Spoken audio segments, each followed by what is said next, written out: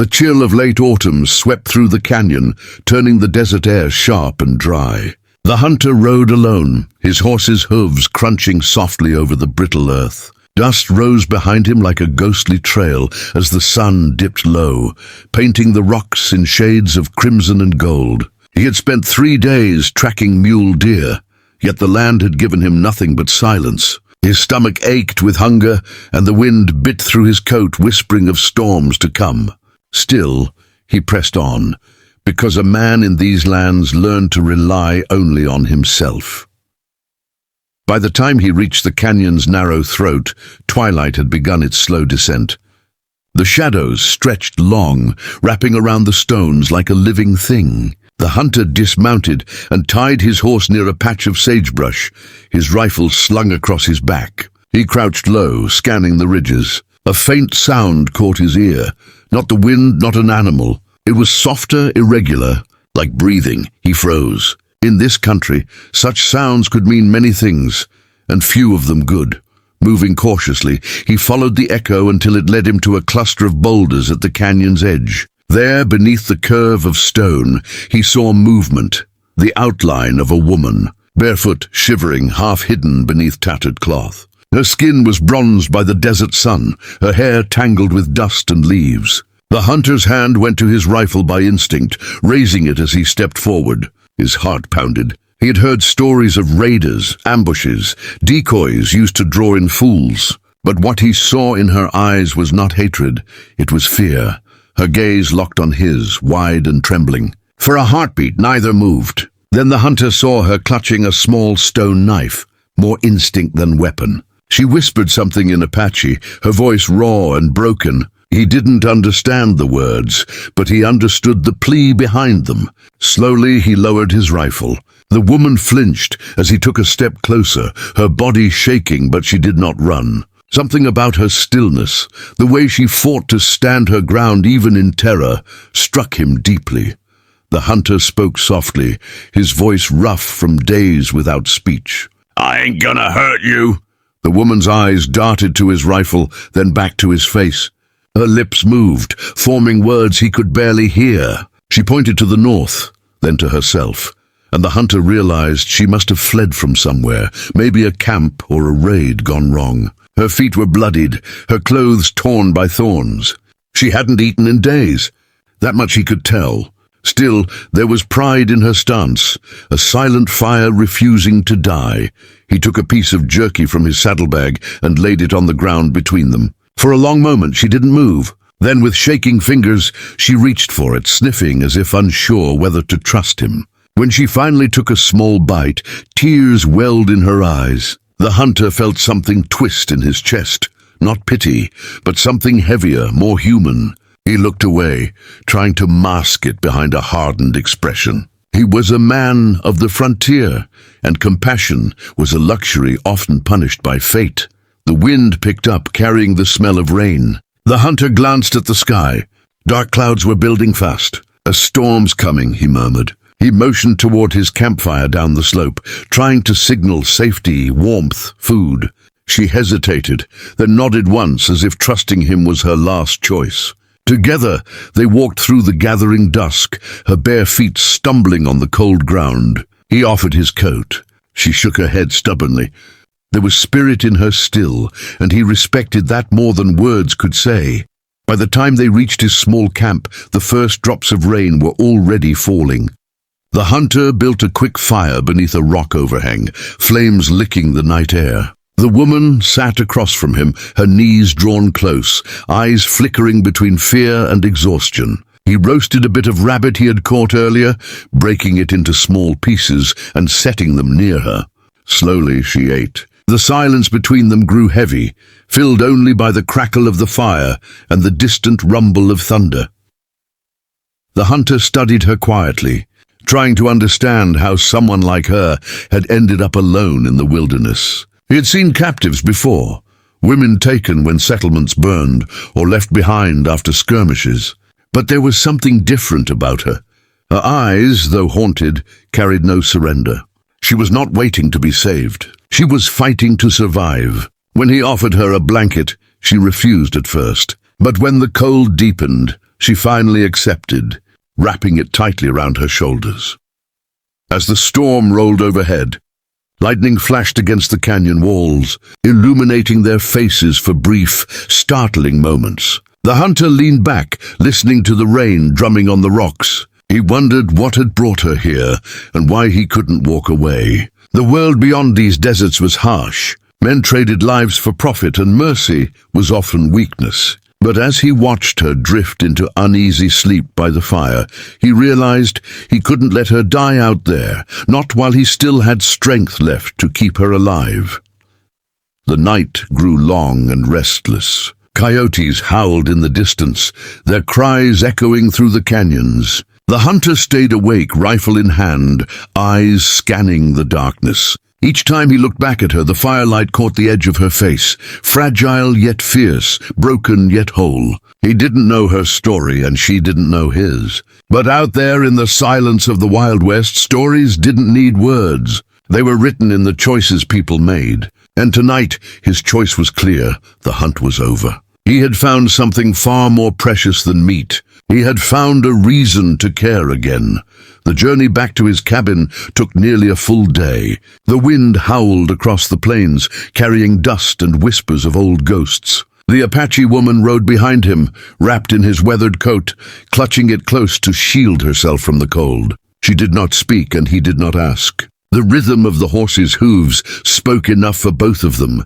Steady, cautious, alive. By the time they reached his small homestead, night had swallowed the land, and only the stars bore witness to the strange pair who rode in from the wilderness.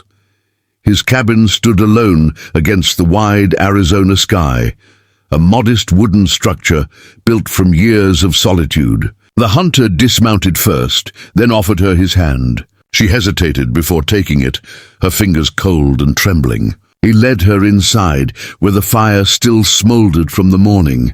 The warmth filled the small space, softening the air. She stood near the doorway, uncertain, her eyes scanning the room. A table, a single bed, tools hanging from the wall. Nothing of luxury, but everything made with a man's honest work. He handed her a tin cup of water, then turned to prepare food. She watched him quietly, studying his movements, deliberate, cautious, kind. When he slid the plate toward her, she ate in small, measured bites. He could tell she wasn't used to trust. Every motion was guarded. When she finished, he gestured to the bed, offering it for her to rest. She shook her head.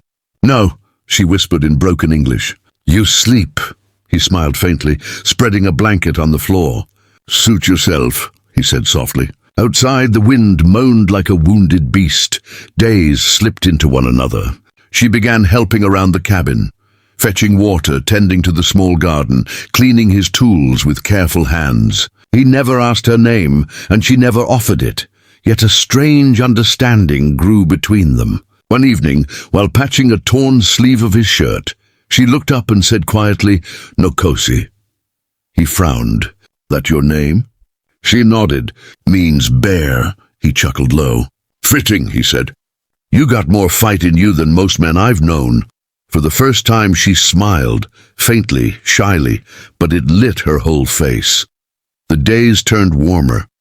The hunter, whose name was Eli, found himself speaking more than he had in years. He told her about the land, about the seasons, about the old wounds that had driven him from town to live alone. She listened without judgment, her dark eyes reflecting both sorrow and strength. Sometimes she told her own stories, though broken by the limits of language. He learned she had lost her tribe, scattered after soldiers raided their camp months before. She had survived by hiding, by running. Every word carried weight, every silence a history of pain.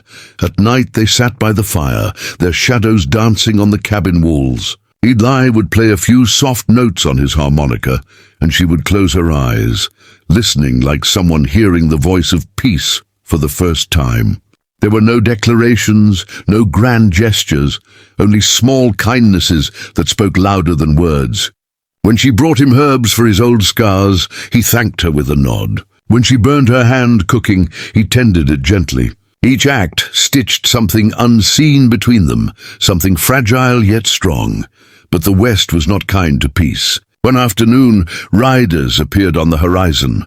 3 men from town, drifters who traded in trouble. They dismounted outside the cabin, grinning as they spotted Nokosi hanging laundry by the line. "Didn't know you'd taken to keeping company, Eli," one of them sneered. The hunter stepped out, hand resting near his revolver. "She's under my care," he said flatly. "Ain't for sale and she ain't for talk." The men laughed. "Funny thing," the leader said. "Word is there's bounty money for stray Apaches. Maybe we take her, maybe we don't. Depends how you ask." Eli's eyes darkened. "You'll ride away," he said, voice like gravel. The men shifted uneasily, but greed outweighed sense. The leader spat in the dirt. "Ugh. Guess we'll see who walks away first." The shot came quick, a single crack that split the still air. When the dust settled, the leader was down, his pistol lying useless beside him. The other 2 fled, cursing as they rode off into the distance. Eli stood breathing hard, smoke rising from his gun barrel. When he turned, he saw Nokosi staring at him, tears streaking her cheeks. Not out of fear, but relief. That night, neither of them spoke for hours. The fire burned low, casting long shadows across the floor. Finally, she said softly, "You saved me again." Eli shook his head. "No, I just did what was right." She moved closer, her hands trembling as she reached for his. "Before you, no one see me. Only chain, only dirt. You see me." Her words broke, but her meaning was clear. He squeezed her hand gently, his heart tightening in a way he hadn't felt in years. "Guess I was blind till now," he murmured. "Blind as a fool can be." Days turned into weeks again, and the rhythm of their lives became a quiet harmony. Nokosi laughed more often now, soft, uncertain laughter that warmed the cabin more than the fire ever could. Eli taught her to ride his horse, to shoot a rifle, to mend fences. She taught him words from her tongue, songs of her people, songs about freedom, the earth, and the spirits that guarded the wind. Together, they built something that neither had set out to find, a life not marked by past or pain, but by presence. When spring finally came, the desert bloomed for the first time in years. Wildflowers pushed through the dry soil, painting the plains in color. Eli and Nokosi stood outside the cabin one morning, watching the sun rise. She leaned against him, her head resting on his shoulder. "When I first see you," she whispered, "I think you hunt me." Eli smiled faintly. "I did," he said, "but turns out I found something better." She looked up at him, puzzled. "What?" He placed a rough hand against her cheek, his voice low. "Home." The silence that followed was soft and endless, like the desert wind. Nokosi smiled, tears glistening in her eyes, and leaned in. Their lips met. Not with passion born of heat, but with love forged in survival. Around them the land stretched wide and wild, indifferent yet eternal. The hunter who had gone searching for meat had found far more, a heart that beat in rhythm with his own, a bond that no frontier law could break. And as the wind carried their laughter into the endless horizon, it seemed the desert itself sighed, not in loneliness, but peace.